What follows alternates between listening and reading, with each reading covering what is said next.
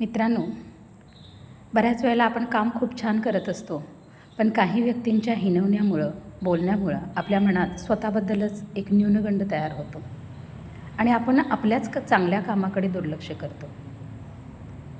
त्याबाबत एक छोटीशी गोष्ट. एक व्यक्ती रोज नदीवरून पाणी घेऊन जात होता. कावडीने पाणी नेत होता आणि त्याने आपल्या कावडीला 2 बादल्या लावल्या होत्या. त्यातल्या एका बादलीला छिद्र पडलं होतं. त्यामुळं नदीवरून घरापर्यंत पाणी नेण्यापर्यंत त्या छिद्र पडलेल्या बादलीतलं पाणी अर्धं होत होतं. बरेच दिवस असं चाललं होतं, पण त्या बादलीला मात्र फार दुःख झालं. ती एक दिवस आपल्या मालकाला म्हणाली की मी पूर्ण क्षमतेनं तुमची मदत नाही करू शकत. मला छिद्र पडलेलं असल्यामुळं माझं पूर्ण पाणी पूर्ण क्षमतेनं तुम्हाला मिळत नाही. अशा वेळेला ती दुसरी बादलीसुद्धा तिच्यावर बघून हसली. तिला दुसऱ्या बादलीला स्वतःचा फार स्वाभिमान होता.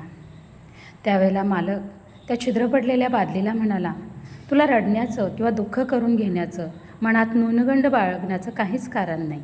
कारण उद्या जेव्हा आपण परत पाणी आणायला जाऊ त्यावेळेला तू त्या रस्त्याकडे पहा. आणि खरंच ती बादली त्या रस्त्याकडे पाहिली. त्यावेळेला तिच्या लक्षात आलं की ज्या बाजूला ती बादली असते त्या बाजूला रस्त्यावरती अतिशय सुंदर फुलं उगवली होती.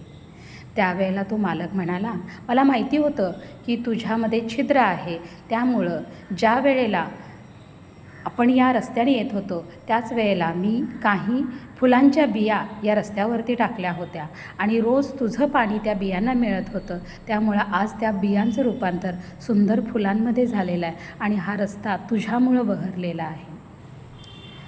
मित्रांनो, असंच असतं. आपण काम करत राहायचं, मनात कोणताही न्यूनगंड बाळगायचा नाही. जर तुम्ही प्रामाणिकपणे काम करत असाल तर त्याचं उत्तम फळ हे आपल्याला मिळतच राहतं.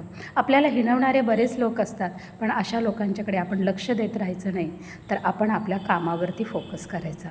एवढंच जरी केलं तर नक्कीच आपल्याही वाटेवरती अनेक फुलं उमललेली असतील.